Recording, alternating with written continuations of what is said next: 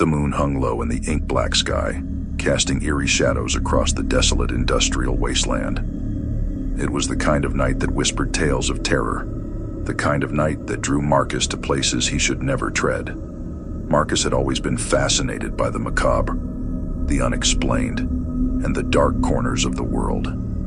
His obsession with the abandoned warehouse in the industrial area on the outskirts of town had consumed him for months. Local legends told of a fire that had swept through the building years ago, leaving behind nothing but scorched walls and charred memories. On this particular night, his curiosity reached its peak. He parked his rusty old pickup truck a safe distance away, hidden from prying eyes. Armed with nothing but a dim flashlight and an insatiable desire for the unknown, Marcus approached the rusty fence, stealing through a jagged opening in the wire. The silence was oppressive, save for the distant hum of crickets and the occasional rustling of leaves. The warehouse loomed before him, its shattered windows like empty eye sockets staring into his soul. Each step echoed in the cold, damp air as he pushed open the creaking door and stepped inside. The interior was a maze of debris and decay. Forgotten machinery stood like silent sentinels, shrouded in webs and dust. The place felt like a tomb, and yet it pulsed with a haunting energy. As he explored deeper into the warehouse, the shadows seemed to grow thicker, more tangible. An odd sensation of being watched clawed at the edges of his mind. He shook it off as paranoia, continuing his journey into the heart of the darkness. A rusty metal beam crashed to the ground, sending a deafening clang reverberating through the cavernous space. Marcus jumped, his heart pounded as he swept his flashlight around, revealing nothing but the wreckage. He cursed under his breath, cursing his own jittery nerves. Just as he was about to turn back, a whisper reached his ears. It was faint and almost unintelligible, but it was unmistakably a voice. He strained to listen, his breath held. Another whisper, closer this time. It sounded like a mournful plea for release. With trepidation, Marcus followed the ghostly whispers deeper into the heart of the warehouse. The air grew colder, and a putrid odor hung in the air. It was a scent of decay, of something long dead.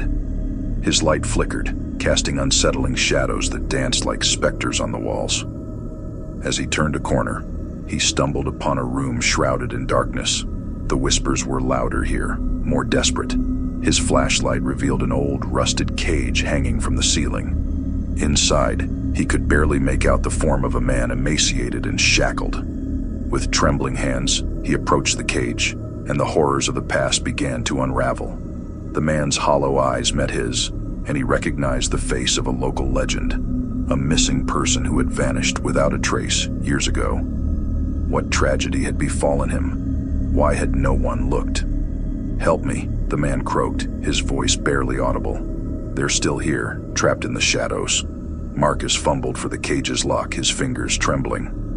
Just as he managed to release the man, a deafening shriek echoed through the room, a chorus of tormented souls. The room seemed to come alive with sinister energy, and Marcus felt an unseen force pull him away from the cage. Before he could react, he was engulfed by darkness, his senses overwhelmed by malevolent forces. When the black veil lifted, Marcus found himself inside the very cage he had tried to unlock, his wrists bound by chains.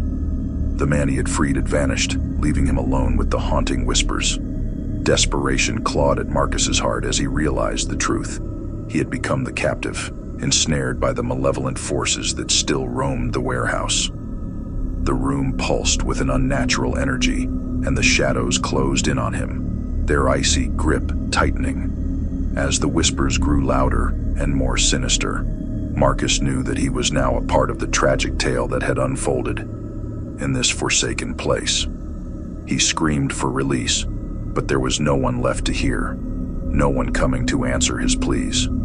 The echoes of captivity would be his only companions in the never-ending night of the abandoned warehouse, a place where questions remained unanswered, and the boundaries between the living and the dead blurred into a chilling nightmare.